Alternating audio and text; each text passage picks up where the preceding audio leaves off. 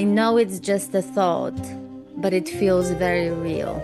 I know it's just a belief, but it feels very real. I know it's just a story, but I'm still suffering. This is very, very common part of the awakening process. And so after about 3 years, I started suffering again, and in ways I never suffered before. And that alone was incredibly confusing, incredibly surprising, because after nearly 3 years of living in this equanimity, I felt like I went back to where I was, and even worse than that, like how I was before that first shift. And I could see how basically it didn't matter that I knew it was just a thought. If there was belief or a story that was quite literally still sort of very real and alive in the body.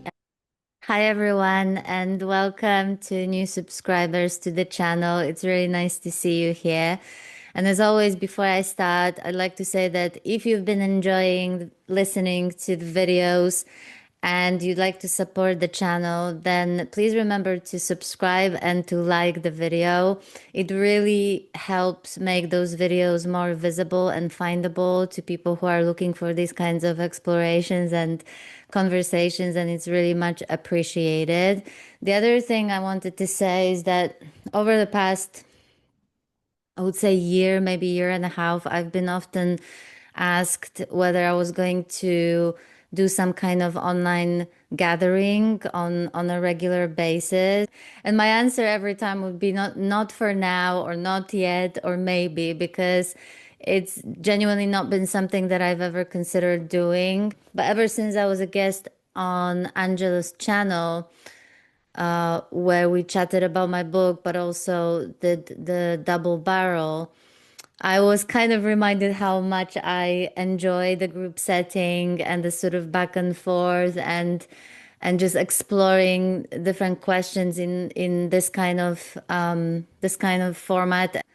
The last time I did a workshop was, I think, 2017, and I did it both in London over a period of 3 months, and I did one in Vietnam, and it was just such a brilliant, brilliant experience. So I know that it was in person. I know that it's a bit different online, but nevertheless, I was just reminded how much I enjoyed doing it and how much I enjoy this whole group dynamic and the group setting. So I decided basically that over the next maybe couple of months, I will actually put some thoughts to it and explore some ideas as to how I might go about organizing something like this. At this point, I would like it to be something a bit more intimate, maybe 20, 25 people meeting on a regular basis.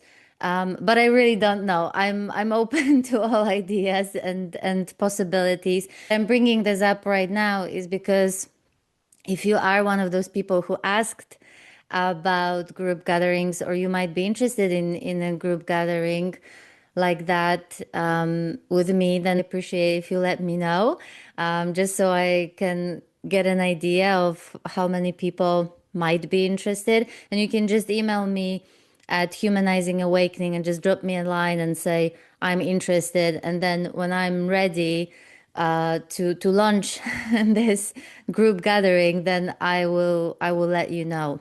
So today I wanted to spend a bit of time exploring one of the themes that come up probably the most, or most often anyway, in my one-on-one sessions or in the emails I've been receiving. And it's to do with what I sometimes call the split, a sort of a split experience, a split between an insight and what the actual experience feels like, especially the emotional experience and the sensations and the experience that's happening sort of in the body. And different people will describe it differently, but most people would describe it as, I know it's just a thought, but it feels very real.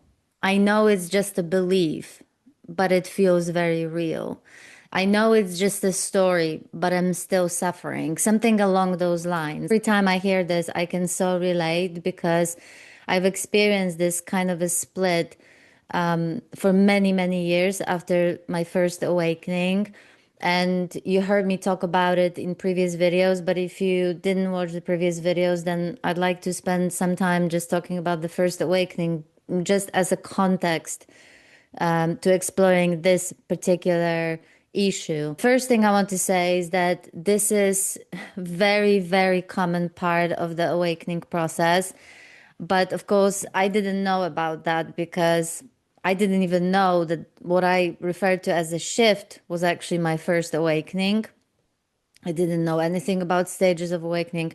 I didn't know anything about the different insights. So when I started experiencing this split,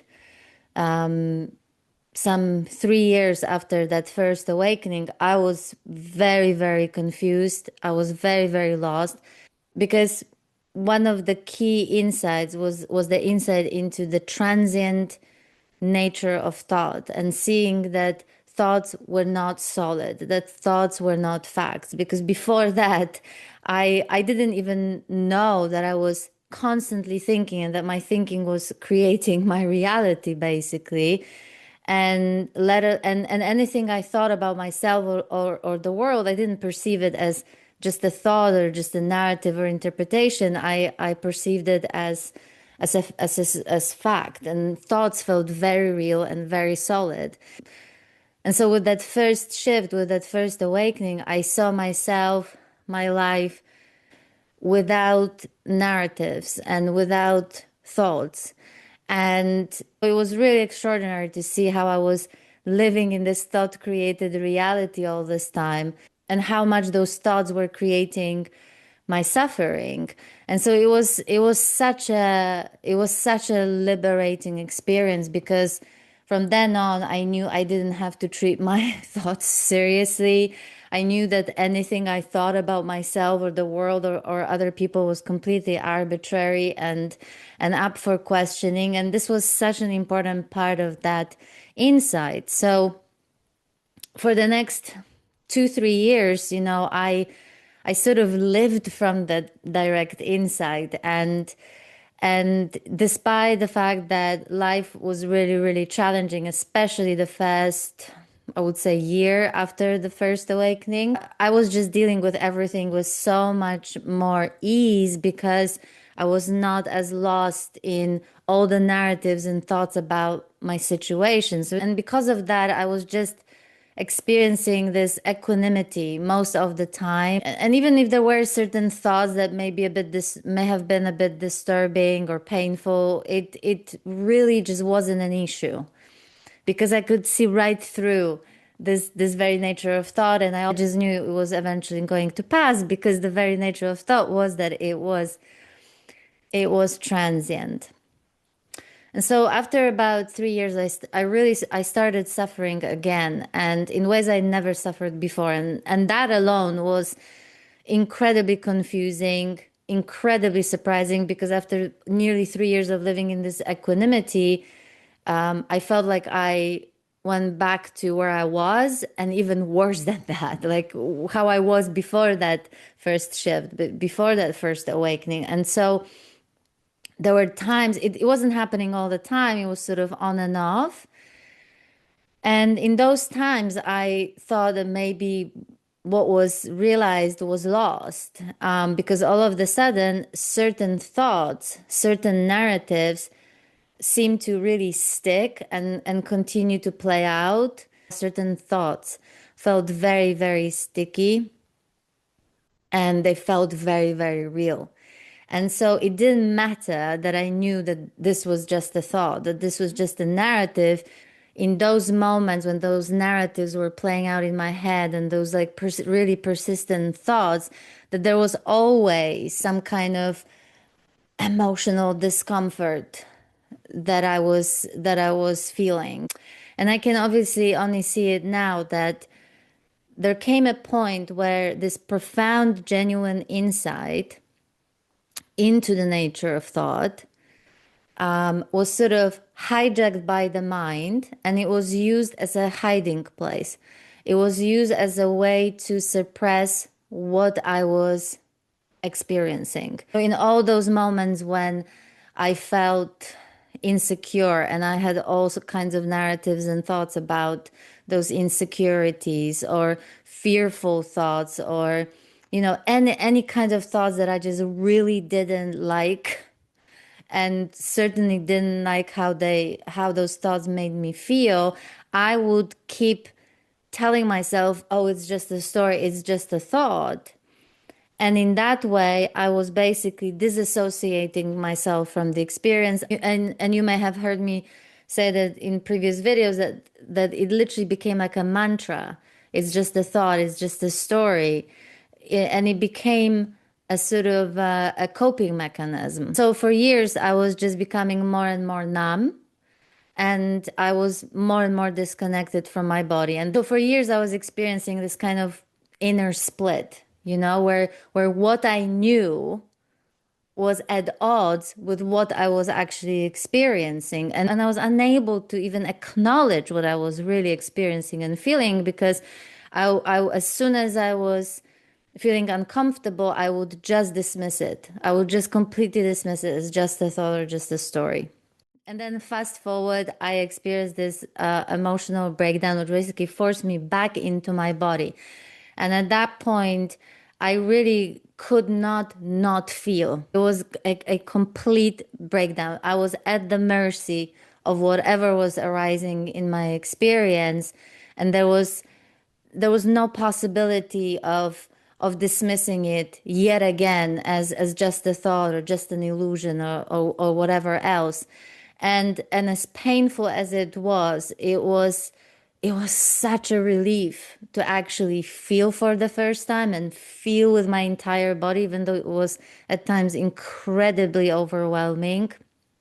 But after years of suppressing and hiding in this kind of quote unquote transcendent view, it was such a relief. It was just such a relief. And it was a prelude to the awakening of the heart and the awakening of the gut. And when those happened, so much of the unconscious became conscious. And that's when I saw for the first time that why that insight into the nature of thought wasn't enough. That awakening of the heart and the gut cracked me even more open.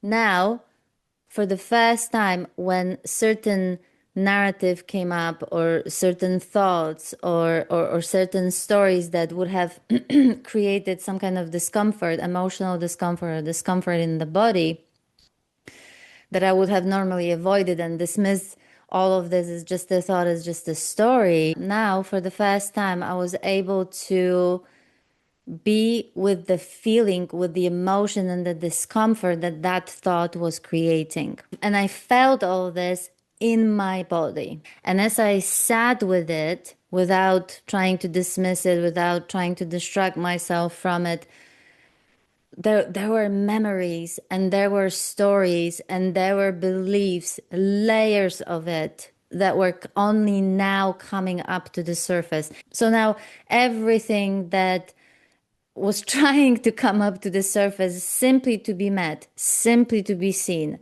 not to be fixed, not to do anything about it, not to analyze it, not to fix it, get rid of it, but to simply see it but to simply see it, you know, was now finally allowed. And I could see how basically it didn't matter that I knew it was just a thought. If there was belief or a story that was quite literally still sort of very real and alive in the body. And I could see for the first time the connection between those sticky thoughts, those repetitive thought patterns that would never go away because there was basically still a belief, an unconscious belief in the body, a memory or a story that was basically triggering those thoughts. And it's not until that belief or that story or that memory were met and seen that the repetitive thought patterns would then cease. And it was really quite extraordinary just to see what started happening when I was no longer dismissing anything as just a thought or just a story, and was just with the felt sense, with what was going on in my body as I was thinking those thoughts. It was like, there's a thing called like babushka doll, which is like a big doll, and then you open it, and there's another doll, and then you open the other doll, and there's another one in it. And it felt a little bit like that.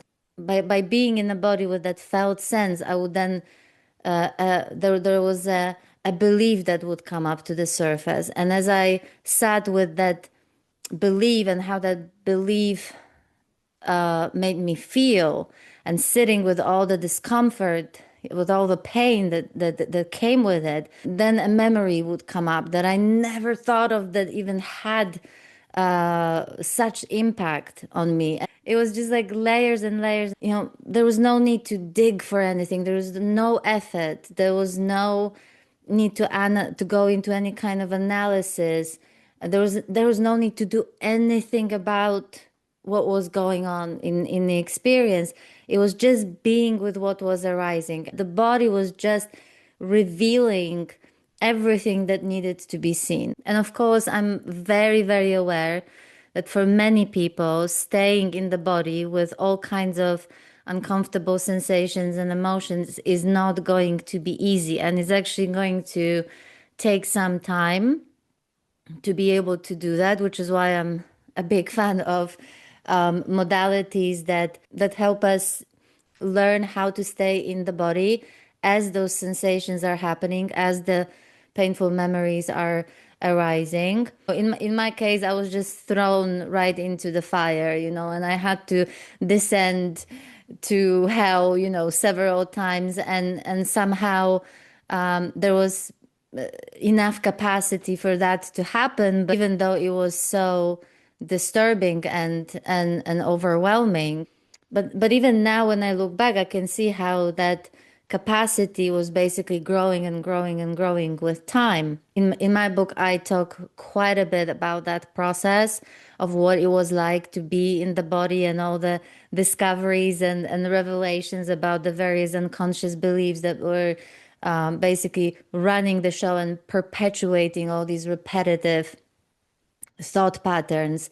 This is why cognitive approaches, cognitive understanding is very limited. But apart from that, it's also quite extraordinary and worth knowing that even a profound insight and shift, doesn't matter at what stage or what that looks like, at some point can become a sort of a hiding place and an actual coping mechanism that keeps us disassociated from the experience, and especially from the physical body. So I don't know if this is helpful, but I know that if I met myself as I was going through this, as I was experiencing this split, and when certain thoughts felt still very sticky and very real, I would tell myself to basically just see what's felt in that moment. What's the emotion? What's the sensation? Where is it in the body? And put my entire attention to that as much as possible, and as much as possible try to basically stay with it. Despite the fact that it's uncomfortable. And of course, I know it's easier said than done, and it truly is as simple as that. But it doesn't mean that it's easy, because there are layers of resistance to certain experiences, to certain emotions, to certain sensations in the body. And so it's really important to also remember to have compassion for all of this, and some people will be very good at staying with those sensations and emotions on their own in their bodies, and they don't need much help. And some people won't be able to do that, in which case it's really worth finding someone who can help, at least initially, to guide this process until we learn to do it ourselves. So thank you so much for watching, and I'll talk to you soon. Take care. Bye.